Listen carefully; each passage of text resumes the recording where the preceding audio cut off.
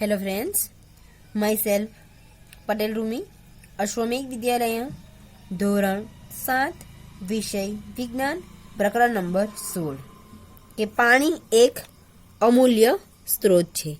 પાણી એ શું છે? તો પાણી એક અમૂલ્ય સ્ત્રોત છે. પાણી છે તો કાલ છે. જો અહીં આપણને એક સ્લોગન આપ્યું છે કે પાણી છે તો કાલ છે. આપણે પાણી વગર જીવી શકીએ એમ નથી. જો પાણી છે તો તમારું ભવિષ્ય સુરક્ષિત છે.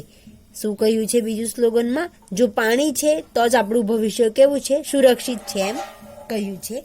ત્યારબાદ જોઈએ કે તમે કદાચ જાણતા હશો કે 22 માર્ચનો દિવસ વિશ્વ જળ દિવસના સ્વરૂપે ઉજવવામાં આવે છે.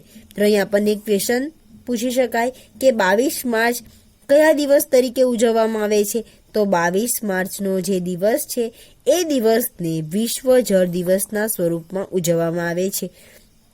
કે સ્કૂલમાં જળ દિવસ ઉજવવામાં આવ્યો અને તમારા ઉંમરના બાળકો પાસે પોસ્ટર મંગાવવામાં આવ્યા હતા. તો પોસ્ટર છે, પોસ્ટરમાં ઘણા બધા સ્લોગનો લખ્યા હોય છે કે પાણી છે તો કાલ છે, જો પાણી છે તો તમારું ભવિષ્ય સુરક્ષિત છે, એવા ઘણા બધા સ્લોગનો લખવામાં આવે છે. કે તે દિવસે રજૂ કરવામાં આવેલ કેટલાક પોસ્ટરને આપણે જુદી જુદી આકૃતિઓ આપી છે. આકૃતિમાં જોઈએ કે સેવ એવરી ડ્રોપ ઓફ વોટર, કે દરેક પાણીનું બૂંદ છે એને જાળવવું જોઈએ.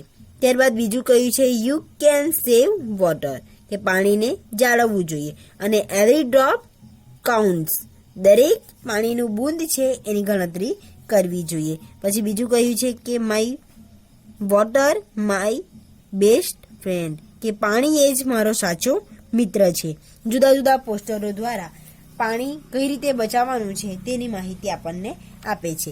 કે આ પોસ્ટર પરથી તમને કયો સંદેશ પ્રાપ્ત થાય છે? તો આ પોસ્ટર પરથી આપણને સંદેશ પ્રાપ્ત થાય છે કે પાણીને યોગ્ય પ્રમાણમાં કરકસરપૂર્વક ઉપયોગ કરવું જોઈએ.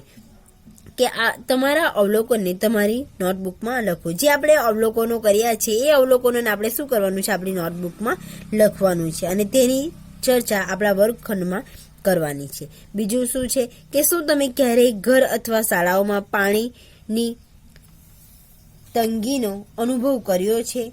તો હા, કે આપણા ઘરમાં પણ આપણે પાણીના તંગીનો અનુભવ કરીએ છીએ, એ જ રીતે શાળાઓમાં પણ પાણીનો તંગીનો અનુભવ કરીએ છીએ. કે તમારા માતા પિતા અને શિક્ષકો તમને પાણીનો બગાડ ન કરવાની સલાહ આપતા હશે.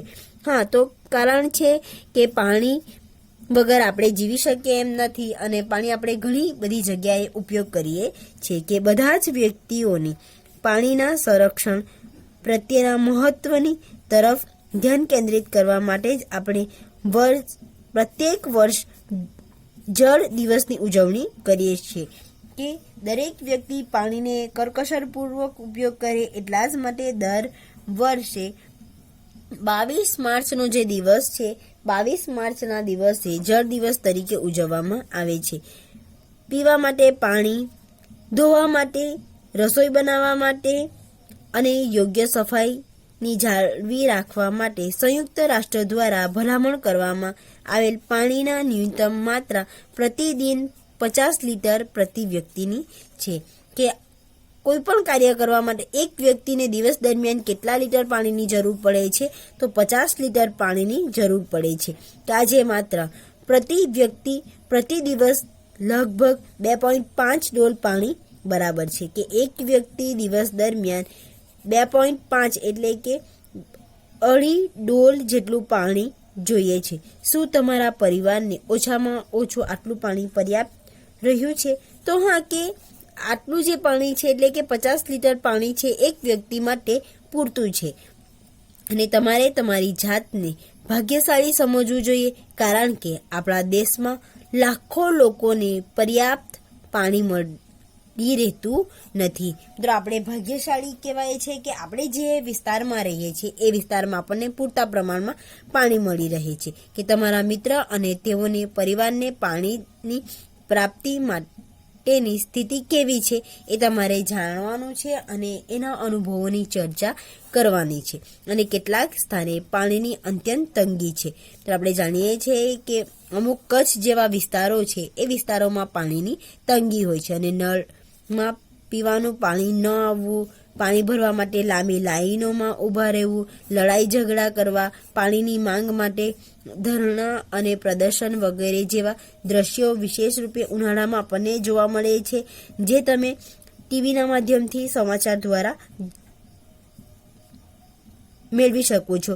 અને આપણને આકૃતિ આપી છે 16.3, જે આપણે પછાડ જોઈએ કે બાબતમાં કેટલાક સમાચાર પત્રોનું કટિંગ્સ અને સ્થિતિ તરફ સ્પષ્ટ ઇશારો કર્યો છે. શું એ સાચું છે કે આપણે પાણીની વધારે પડતી તંગીનો સામનો કરી રહ્યા છે? તો હા, કે અત્યારે ભૂગર્ભ જળમાં ઘટાડો થયો છે અને એના કારણે આપણે વર્ષમાં ઘણા એવા સમયો આવે છે જેમાં આપણને પાણીની તંગીનો સામનો કરવો પડે છે. તો મિત્રો, આપણને આકૃતિમાં બતાવ્યું છે કે પાણી માટે લાંબી લાઈનો લાગી છે, એ પણ તમે જોઈ શકો છો. બીજું છે સમાચાર પત્રનું કટિંગ્સ, એમાં પણ આપણને 2006નું બતાવ્યું છે કે એમાં આપણને શું બતાવ્યું છે કે પાણી છે એ પાણીને કઈ રીતે આપણે વેસ્ટ કરીએ છીએ તેનું ચિત્ર છે. કે કંઈ આપણને કહ્યું છે કે જે આપણે વરસાદનું પાણી છે એને વેસ્ટ કરીએ છીએ તો શું થાય તેના વિશે બતાવ્યું છે. એ જ રીતે are you water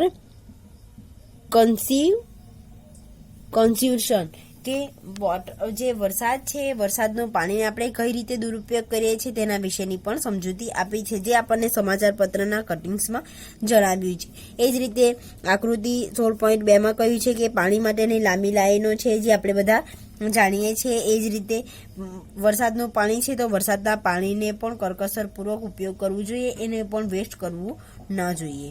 thank you.